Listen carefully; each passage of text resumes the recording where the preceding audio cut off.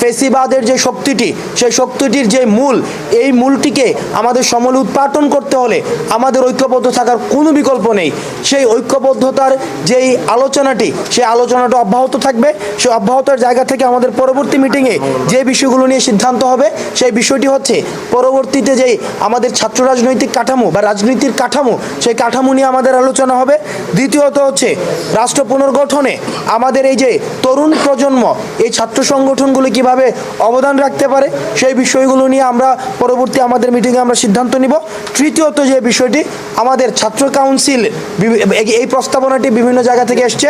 ছাত্র কাউন্সিল অর্থাৎ ঐক্যবদ্ধ হওয়ার যে ফরম্যাটটি ছাত্র কাউন্সিলের প্রস্তাবনা এসছে, সেটির ফরম্যাট কিভাবে হতে পারে বা এটির প্রোজ অ্যান্ড কনস নিয়ে আমরা আগামী যেই ডিসকাশনটি যেটি হবে, সেটিতে আমরা সেই বিষয়গুলো নিয়ে আমরা আলোচনা করব আজকে।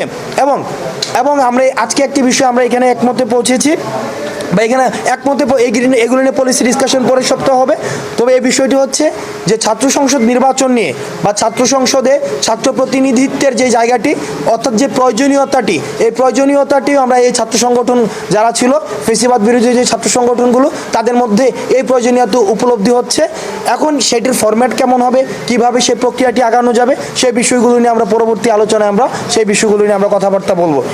এখন সার্বিকভাবে আমরা আহ্বান জানাবো, বাংলাদেশের যে আওয়ামী লীগ এখন বিদেশে পালিয়ে আছে, একটা পালানো সরকার, যারা পালিয়ে গিয়েছে তারা বারবার বলে পালানোর পথ পাবে না। তাদের মধ্যে নির্লজ্জ সরকার, নির্লজ্জ লেসপেন্সার, নির্লজ্জ নেতাকর্মী পৃথিবীর ইতিহাসে এরা নাৎসি পার্টি থেকেও খারাপ, নাৎসি পার্টি থেকে ওরা নির্লজ্জ, যে নিজেরা পালিয়ে ভারতে বসে হুঙ্কার দেয় পালানোর জায়গা পাবে না। একটা মানুষের সেলফ স্টিম কত নিচু হতে পারে এটি তার প্রমাণ। তারা বিদেশে বসে তারা ষড়যন্ত্র করছে। এই ষড়যন্ত্রের জায়গা থেকে আমাদের যে সাম্প্রদায়িক যে সম্প্রীতিটি রয়েছে, এই সম্প্রীতিকে নষ্ট করার চেষ্টা করছে। সেই জায়গা থেকে কমিউনিটি অ্যাওয়ারনেসের জন্য আমরা আমাদের জায়গা থেকে আমরা আমাদের যে সংখ্যালঘু যেই ভাইয়েরা রয়েছেন তাদের কাছেও আমরা পৌঁছাবো, এই বার্তাটি দিব যে একটি ধারণা তৈরি করা হয়েছে, এটি আওয়ামী লীগের ধারণা যে শুধুমাত্র আওয়ামী লীগই সংখ্যালঘুদের প্রোটেক্ট করবে।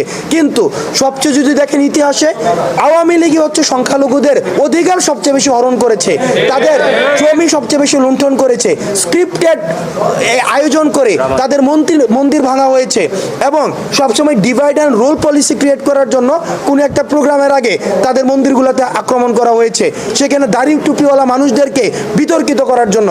কিন্তু ভুলে গেলে চলবে না, এই দাড়ি টুপিওয়ালা ভাইয়েরাই কিন্তু যে 5 আগস্টের পরবর্তীতে সপ্তাহের পর সপ্তাহ রাত জেগে আমাদের সংখ্যালঘু ভাইদের হচ্ছে ধর্মীয় উপাসনা এগুলোকে পাহারা দিয়ে